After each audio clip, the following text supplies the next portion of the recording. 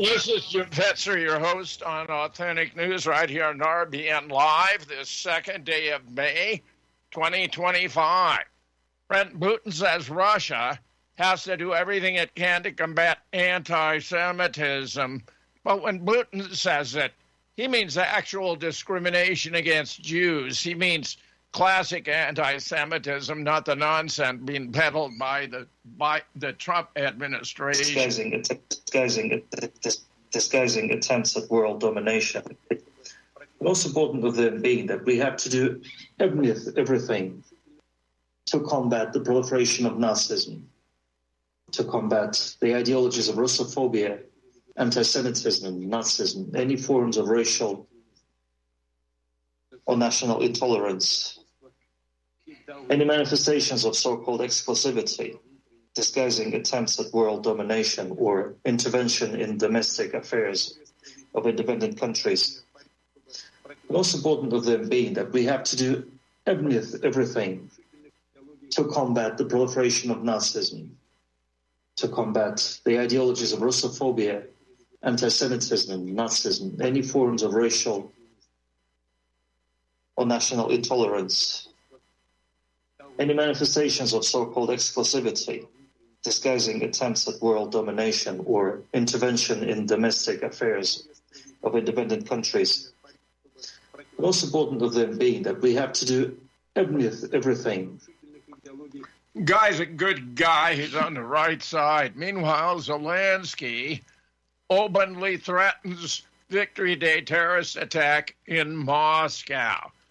Ukraine's Volodymyr Zelensky has openly threatened to target the Victory Day parade in Moscow on May 9th, according to Russian Foreign Ministry spokeswoman Maria Zakharova. Russia has announced a unilateral 3-day ceasefire next week to coincide with commemorating the defeat of Nazi Germany in World War II. Kiev has rebuked the move, instead demanding an immediate unconditional 30-day truce. On Tuesday, Zelensky described targeting Russian pressure points to push the country toward diplomacy as he reiterated the ceasefire call. They are now concerned that their parade is in jeopardy, and rightly so, he remarked, referring to the event scheduled for May 9th in Red Square. What they should worry about is that this war continues. Yes. I mean, you have a massive parade, all these units in parade formation. What an inviting target. Meanwhile, antiwar.com reports U.S. and Ukraine signed mineral deal. On Wednesday, the U.S. and Ukraine signed a deal that will establish a new investment and reconstruction fund to give U.S. access to Ukrainian rare earth minerals and other natural resources. I am glad to announce the signing of today's historic economic partnership agreement between the United States and Ukraine, establishing the United States-Ukraine Reconstruction Investment Fund, said U.S. Treasury Secretary Scott Bessent. He said the deal allows the U.S. to invest alongside Ukraine to unlock Ukraine's growth assets, mobilize American talent capital, and governance standards that will improve Ukraine's investment climate and accelerate Ukraine's economic activity. My understanding is a whole lot of those assets are in territory controlled by Russia, and therefore it sounds a whole lot better than it's going to prove to be. Meanwhile, out of wounds.com, Losing and Learning Nothing by Patrick Lawrence. How odd to look back now. Now, as Washington's proxy war in Ukraine ends, an ignominious defeat, and think of that cornucopia of propaganda spilling out of what I call, during the early months, Washington's bubble of pretend. Take a few minutes to remember with me. There was the Ghost of Kiev, an heroic MiG-29 pilot, credited with adding 6, count them 6, Russian fighters in a single night, February 24th, 2022, 2 days after the Russian intervention began. The ghost turned out to be a fantasy, confected out of a popular video game. So crude. The early Ukrainian propaganda, so rank. And then, shortly to follow, we had the heroes of Snake Island, 13 Ukrainian troops who, trumpets and drums here, defended a Black Sea inlet to the death. It turned out the unit had surrendered, and the posthumous medals of honor Zelensky awarded them with great flourish was neither posthumous nor deserved. Wow. The corny nonsense slathered on thick as frosting on a wedding cake went on and on, such that the New York Times could no longer pretend it didn't exist. I do not care for journalists who indulge in self-reference, but allow me a few sentences from a piece published a couple of months into the conflict. After railing against disinformation for years, the Times wants us to know disinformation is okay in Ukraine because the Ukrainians are on our side and are simply boosting morale. That's bullshit from our nation's newspaper of record. How bad is that? Meanwhile, Mondovice. We smelled the stench of burning flesh. Israel burns its children to death in a Gaza-safe zone. Of course. Ibram Abu Shar, 49, sits in the European hospital in Khan Yunis next to the bloodied bodies of her family members. They were killed in an Israeli airstrike on a tent encampment for the displaced in the Mossi safe zone in Khan Yunis Thursday morning, April 17th. The tents caught fire and their occupants were burned alive. The scene had become a regular occurrence in Gaza. At the site of the burning west of Khan Yunis, the bombing west of Khan Yunis, residents gathered around the bomb tents, which were reduced to piles of ash and scraps mixed with blood. They tried to collect the remains of the martyrs, walking beside the bomb tents with extreme care and caution. We're dealing here with savages, with absolute brutes, who have no humanity whatsoever, who take joy in slaughter. Here's another from the Truth Seeker. These people do not deserve to die. From Henry Macau. I am Hamdi Mugdad, a 22-year-old university student. I use in the stricken city of Gaza, where killing, bombing, and destruction are raging. My only remaining sister and I live in a small tent after losing our home and all our family members, including my mother, my older brother, my younger brother, my sister and her children, her husband, my aunt and her family, in a bombing targeting our home. And the stories are endless.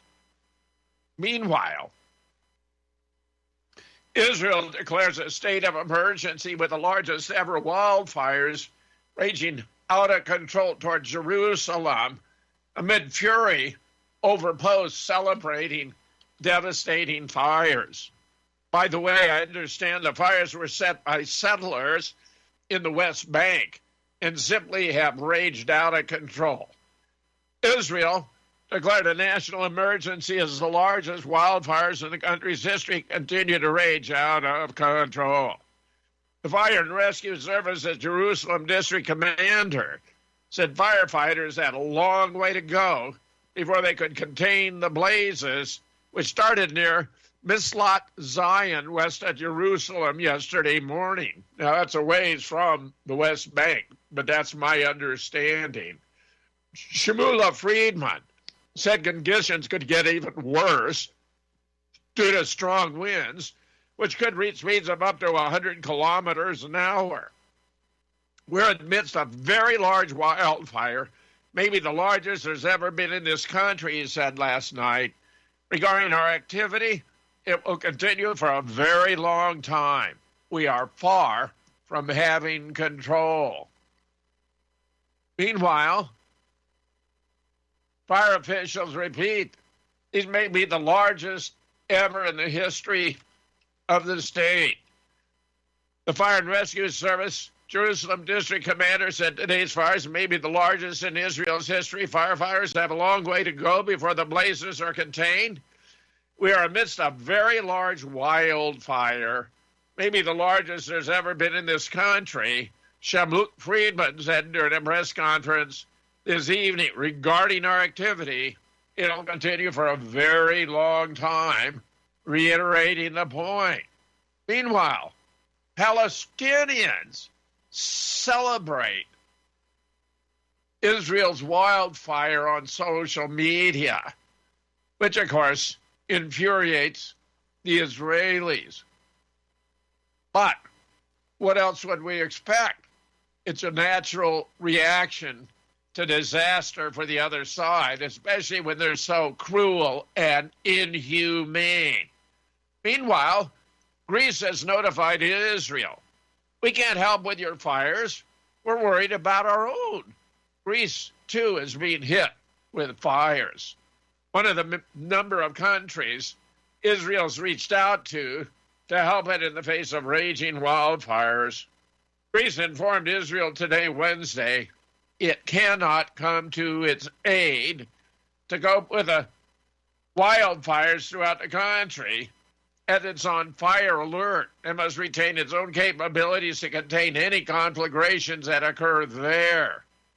Meanwhile, Israel strikes Metro Damascus, say they will protect the Druze, antiwar.com. Sectarian fighting in the Damascus suburb of Jarmullana left at least 18 dead yesterday. Israel is already looking to parlay that into a new excuse for military action against the Syrian government, with the idea that they need to protect the Druze minority militarily. Israeli military reported attacking the Damascus suburb of Shanaya, and that they targeted an extremist group that was planning new attacks on the Druze. PM Netanyahu and Defense Minister Katz issued a statement demanding the Syrian government take action to prevent further attacks on the Druze. Details are scarce. Indeed, Syria's Interior Ministry said they'd yet to receive word the Israeli attack even took place at all, since Israel launches a large number of attacks inside Syria regularly. It's not necessarily improbable that they launched one on Shanaya, but it appears not to have been particularly large. They're going to milk it, of course, for every ounce of propaganda. Meanwhile, UK joins the U.S. in strikes on Yemen for the first time under Trump.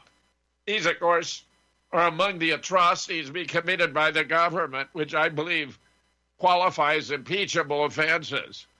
The British military joined the U.S. in airstrikes in Yemen on Tuesday night, marking the first time the UK helped the U.S. bomb the country under the Trump admin. The UK participated in Biden's Yemen bombing campaign from January 2024 to January 2025, which failed to deter the Houthis, officially known as Ansar Allah, who stopped their attacks once a ceasefire went into effect in Gaza on January 19th.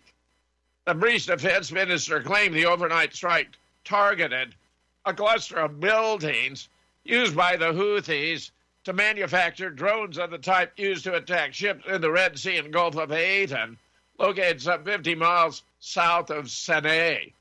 The ministry gave no details. And of course, the Houthis have declared war on Israel. They're acting in accordance with the laws of war. The U.S. and the UK, however, are not.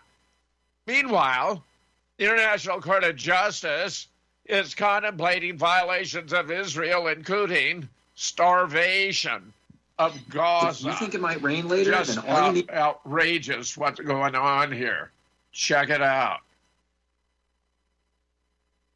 The message accompanying the photo read, "I have now signed an order to cut off electricity to the Gaza Strip immediately. Enough with the talk. It's time for action."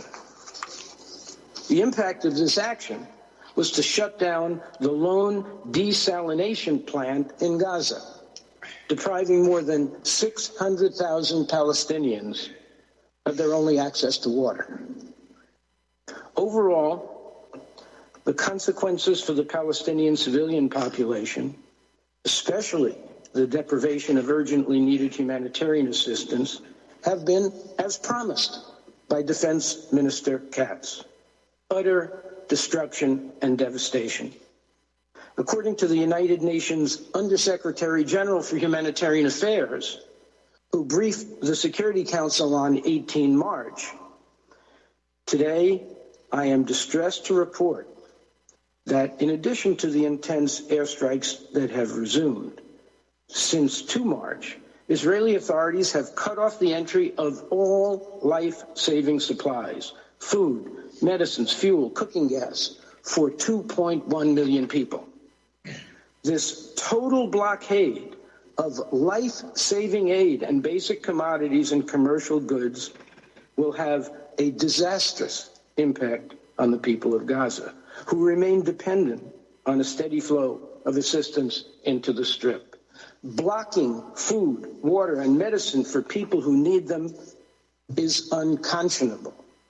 It also goes against international humanitarian law and the provisional orders of the International Court of Justice. Mr. President, members of the Court, the Undersecretary General is plainly right. The facts on which his statement is based are not in dispute.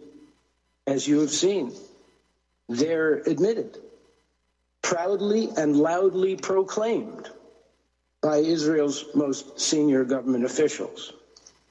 Nor can there be any dispute about the applicable law.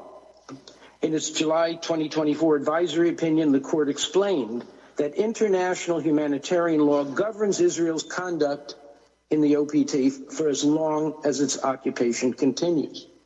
Israel must thus comply with its obligations under the Fourth Geneva Convention, of which it is a state party, and Additional Protocol 1, the relevant articles of which are part of customary international law. The indisputable evidence shows that Israel has flagrantly violated these obligations. They include, first, the obligation under Article 55 of the Fourth Geneva Convention to ensure, to the fullest extent of the means available, provision of, quote, the food and medical supplies of the population. Under this article, Israel has an affirmative duty to, quote, bring in the necessary foodstuffs, medical stores, and other articles if the resources of the occupied territory are inadequate, which is undeniably the case throughout the Gaza Strip. Article 69 of Additional Protocol 1 further requires Israel to ensure the provision of, quote, clothing, bedding, means of shelter, and other supplies essential to the survival of the civilian population of the occupied territory. Second, Israel has the obligation under Article 56 of the Convention to ensure and maintain to the fullest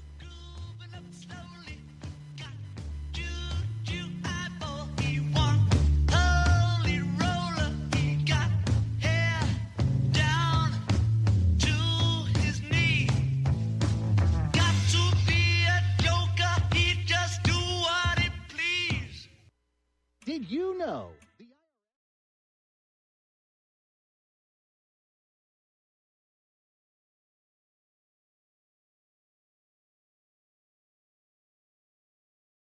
The lights have changed. A crowd of people stood and stared. They'd seen his face before. Nobody was really sure if he was from the House of Lords. I saw a film today, oh boy. The English army had just won the war. crowd of people turned away. But I just had to. Just wonderful stuff. Meanwhile, at the World Court hearings, the U.S., of course, is backing Israel's right to starve the Palestinians. This is grotesque. In my entire life, serving as an officer in the Marine Corps, I never imagined this country could come to such a sad state that we'd be defending genocide in the International Court of Justice. This is as repulsive as it gets.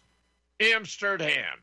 Israel cannot be forced to allow the UN Palestinian Refugee Agency to operate in Gaza, the U.S. argued Wednesday at an International Court of Justice hearing in The Hague.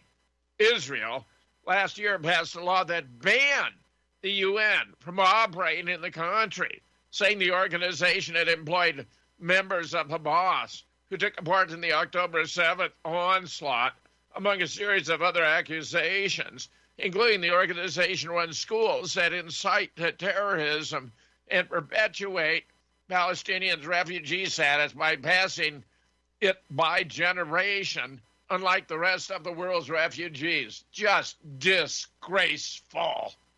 Meanwhile, violent mobs from Brooklyn to the West Bank are united in the fascism of Zionism.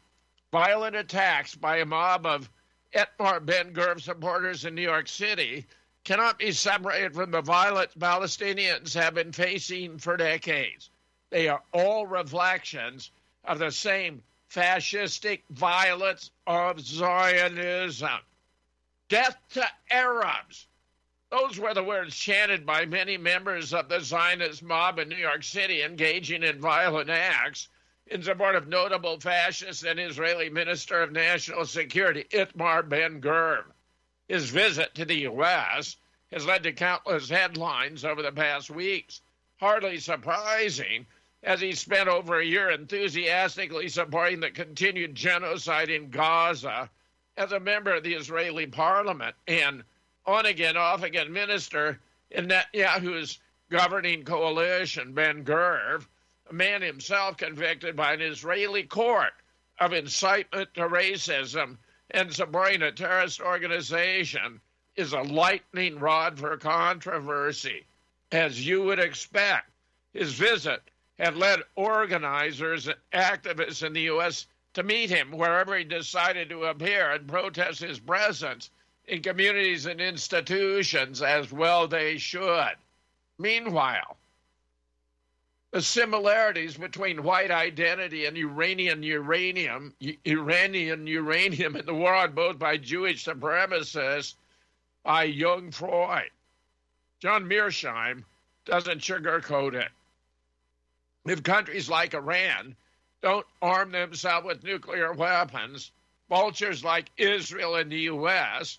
will tear them apart without a second thought. North Korea knows the game. Disarmament is suicide. Survival means staying armed to the teeth. What do Iranian uranium and white identity have in common? The two categories are so interrelated in current geopolitics dominated by Jewish power. One might say the Jewish war on whiteness not only predated but set the preconditions for the Jewish war on Iranian nuclear power. Without the Jewish subjugation of the white race and its dog-like servitude to and collaboration with Zion, would the U.S. and the West in general be in this perpetual state of mini-Cold War with Iran? Just like the Mongols amassed the means for world conquest only after securing rich and populous China as its political and economic base, Jewish power's current global dominance owes it to having utterly tamed and enslaved the white race as its most obedient dog and reliable horse, just like Mongols minus China would have only amounted to ragtag barbarian marauders. Jewish power minus the U.S. would be far more constricted, thereby far less effective in its global schemes. Wonderful. There are striking similarities between the Jewish attitude toward white identity and the Zionist attitude toward the Iranian nuclear program. Jewish announced monomania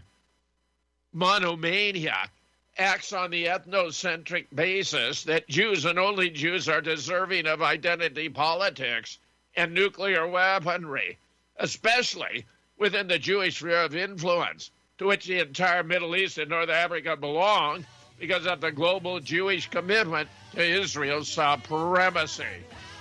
You know, I need someone help.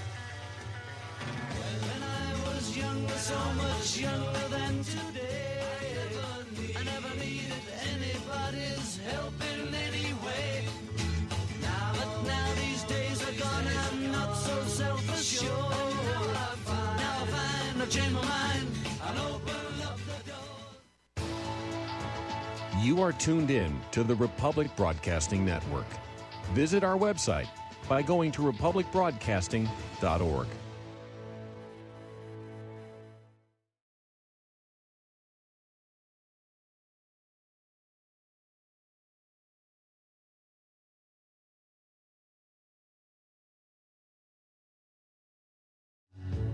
Some have gone and some remain. All these places had their moments with lovers and friends. I still can recall. Some are dead and some are living. In my life, I've loved them all. Well, anyone who had any doubt whether America is occupied, there's so much evidence. Check this out. Why you would want to accept their Yeah. endorsement and I $800,000 in Yeah. ads this year. Yeah. Guys, I have received. How many endorsements have I received this election? A lot. I think it's got a lot of lot. local labor and Yeah. You are a great representative, and we really appreciate your support. I'm just hoping. Here's you guys. Oh my God, guys. This is not. Look at vote. Let's write a vote. Oh, I have so many endorsements everywhere. Bye. Yeah, a congresswoman who purports to care about Jewish safety, but won't answer any questions from her own constituents voicing concerns about their safety. That was Representative Haley Stevens, Democrat from Michigan's 11th district. And this may sound like a crazy conspiracy theory, but she was placed in that seat specifically to represent Israel. That's right. Back in 2022, the pro-Israel lobby donated $3 million to her campaign in a safe Democrat district because they wanted to oust the incumbent, Andy Levin, an actual Jewish representative, because they deemed him not pro-Israel enough. Quote, AIPAC has targeted Levin for defeat because while he comes from a well-known Jewish political family and has voiced support for Israel's existence, he has also been sharply critical of that nation's policy towards Palestinians living in Israeli-controlled territories. Well, obviously, we got to get rid of anyone who's remotely critical of Israel. Let's send big bucks to make sure we only get pro-Israel representatives in the U.S., because it's really the USA. Meanwhile, Trump National Security Advisor Mike Waltz has been forced out. Here's Colonel Daniel Davis, whom Tulsi wanted to have on her staff, but wasn't allowed. There is breaking news out of Washington, D.C. Mike Waltz, National Security Advisor, has been fired, along with his deputy, Alex Wong. Now, this is really a shocking development here. Of course, he has been in hot water for a long time, but it appeared that he had made it through this whole Signalgate issue, which I'll get into in a second. But this did seem to come out of the blue. We actually had a show on early this morning where we pulled a soundbite out of this comment he made on Fox News early this morning, made it look for all the world that he just thought this was going to be another day at the office. But then all of a sudden, this news starts breaking while we were on the air previously with Patrick Bob from Germany earlier today. All of a sudden, we get this thing. Gary surprised me by popping the headline up on the screen. Now then we're finding out that, the whole place is on fire talking about this now, that the National Security Advisor has been let go. Now, the White House hasn't made any specific comments yet, so we don't have any exact details. Everybody in the world is reporting it. Apparently, the White House said they're going to make a comment on it.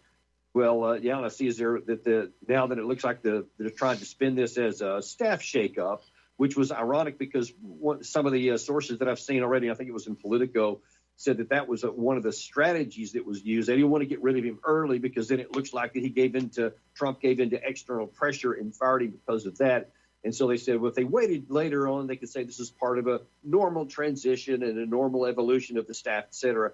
So maybe that's what they're going to try to do. We thought that President Trump might make a statement. He was giving some comments just a minute or two ago on a different matter, but it didn't come up. He didn't take questions. But if that does, Gary's going to break in with any news that we have, if any official statements come up.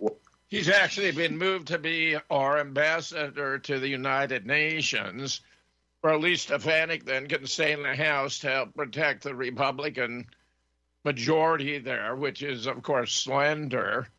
Meanwhile, Scott Turner on Trump's 100th day had eliminated perverse incentives that crippled our nation, Breitbart reporting. Secretary of Housing and Urban Development Scott Turner is serious about making housing affordable for all Americans, and his mission started with reorientating a department that lost its way under President Biden.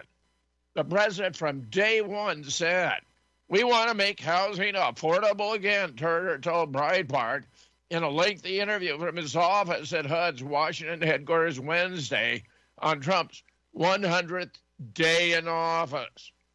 Meanwhile, pro-Israel influence reshaped the rights. Meet the think tank behind MAGA's new free speech crackdown. This is disgusting beyond words. The administration of U.S. President Donald Trump and many of his most prominent right-wing supporters are directly linked to some of the most radically pro-war, pro-Israel organizations in the country.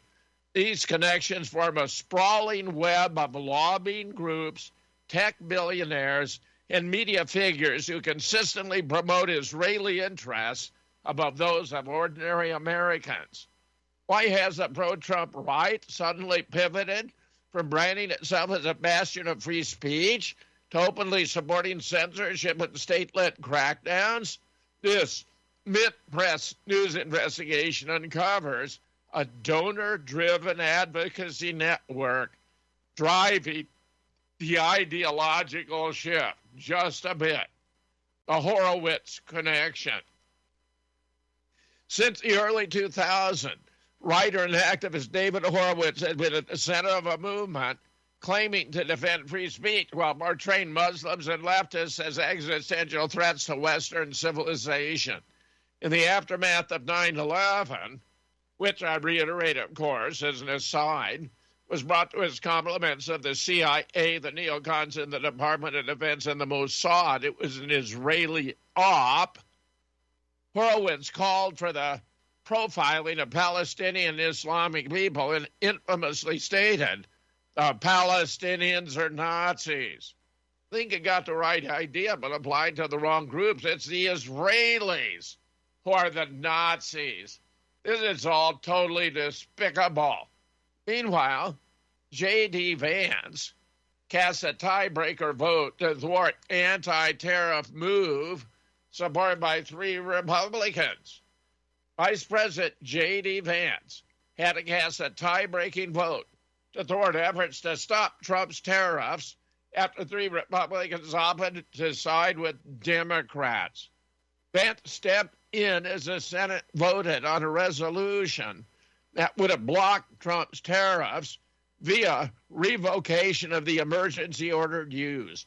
Despite having the majority in the Senate, Vance was forced to intervene for Republicans to block the resolution, as those Republicans joined Democrats in favoring the measure.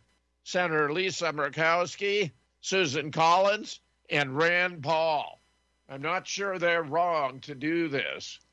Meanwhile, Senator Rand Paul and Ron Paul, are they deflecting to the Thomas Massie team? I think that would be terrific. I wouldn't have any problem with that at all.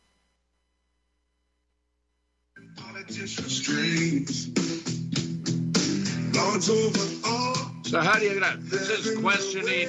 Over years only, climbers get into line, and they ran into Thomas Massey. Well, I will be damned. Yes, they ran into Thomas Massey. Massey's questioned John Kerry about having a pseudoscientific degree and pushing pseudoscience. Here we have bipartisan concern representing Massey could trigger delay on stimulus votes. Well, there's more to it, but it doesn't have a soundtrack that works for us. Meanwhile, judge orders suspect behind firebombing of Missouri Tesla released from federal custody. You're not going to believe the reason why. A federal judge ordered the suspect behind the firebombing of a Tesla dealership in Kansas City, Missouri, be released from federal custody ahead of his upcoming court date. U.S. Magistrate Judge Jessica Hedges agreed that Owen McIntyre, 19, a student at UMass Boston, should be released after McIntyre's lawyers argued he be released, noting that he had no criminal record, that he has strong ties to his community in Missouri, but also that he's undergoing medical and mental health needs. McIntyre has reportedly been diagnosed with autistic spectrum disorder, attention deficit hyperactivity disorder, depression, and gender dysphoria. Thus, here we have a tweet about it.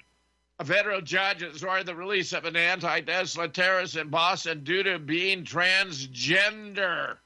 Here we go. Maria and John, the government wanted Owen McIntyre to spend the time before trial behind bars, but the judge in Boston sided with the defense in this case, which cited multiple medical issues facing the 19-year-old, including autism spectrum disorder, gender dysphoria, and ADHD.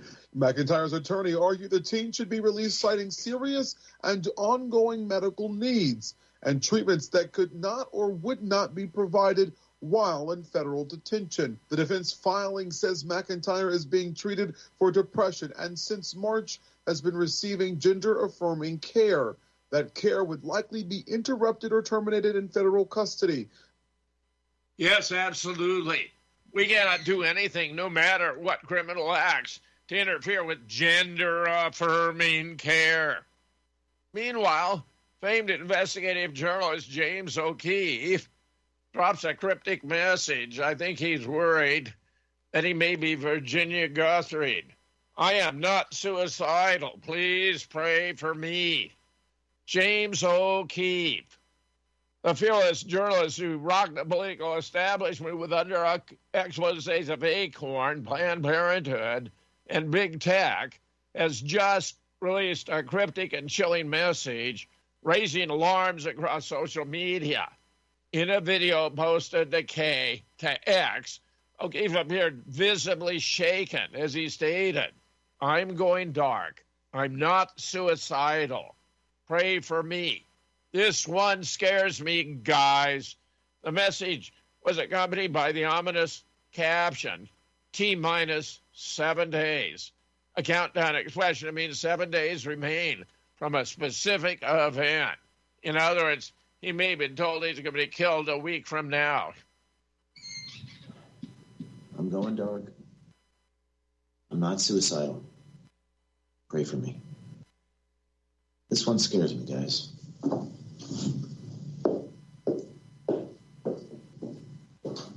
Not good. Meanwhile, Virginia Guthrie's father says she was not suicidal, demands an investigation. I liked her. I thought she had a lot of spunk. She showed a lot of courage and integrity. Steve Watson reporting. The father of prominent Jeffrey Epstein sexual abuse victim Virginia Guthrie, formerly Roberts, doesn't believe the narrative that she took her own life last week, demanding an independent investigation. As we highlighted, Guthrie previously stated she was not suicidal. Her lawyer's adamant. There's no evidence to suggest that she was. Also involved in a bizarre incident just a week prior to a death in which she claimed to have been hit by a bus in Australia and had just days to live. Guthrie's family issued a statement last week confirming her suicide, but now her own father, Sky Roberts, has spoken out saying he doesn't buy the narrative. My daughter was a fighter, he said. She was speaking out against some of the most powerful people in the world. And now we're supposed to believe she just gave up. I don't buy it. The police need to dig deeper, much deeper. I agree. Meanwhile, new study, mass mRNA campaign likely fueling the global fertility collapse. A new study. Rates of successful conception according to COVID-19 vaccine status. Data from the Czech Republic was just uploaded to investigate whether COVID vax before conception affects fertility. They had a population of 1.3 million women 18 to 39 in the Czech Republic from Jan 2021 to December 2023, 70% vaxxed by end of 23. The calculation, birth per 1,000, comparing with vax before and after. Women vaccinated before conception had consistently lower rates than unvaccinated. Those for vaccinated were disproportionately low relative to their share of the total population. Are you surprised? That was the whole idea. Depopulation affecting fertility, inducing sterility. And now we're getting evidence that confirms it. No surprise there. Meanwhile, RFK Jr. will order all new vaccines to undergo placebo-controlled testing, meaning they'll have an actual control group, which is basic to scientific research in this field. Absolutely stunning that big pharma, Pfizer, Moderna got away without it.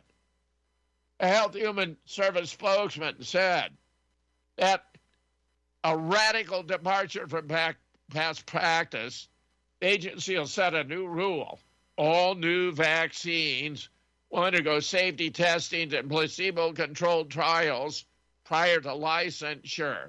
The news drew both praise and criticism from medical experts.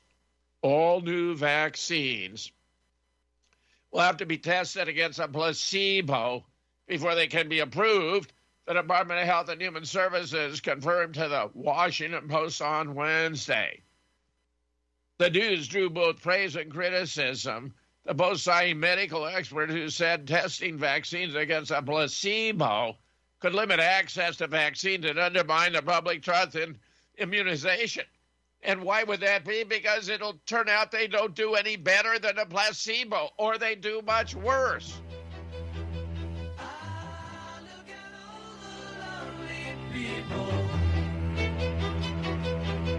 Eleanor Rigby picks up the rice in the church where a wedding has been. Lives in a dream, waits at the window, wearing the face that she keeps in a jar by the door. Who is it for? All the lonely people.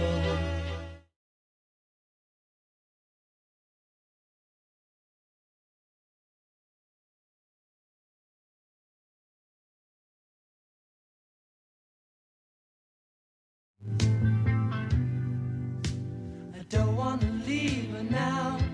You know I believe in how.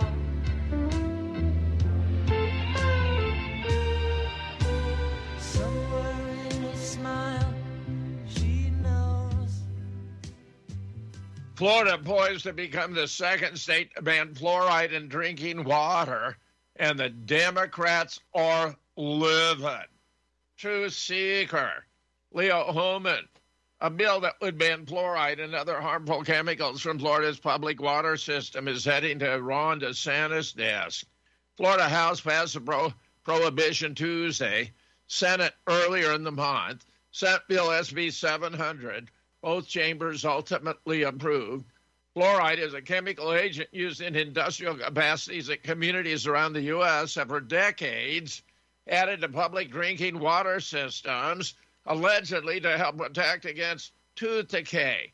Whether it actually prevents tooth decay may be up for debate. But what's not is that fluoride, fluoridated water, even in relatively small amounts, causes low IQ in children. Even Harvard University researchers have found this to be true.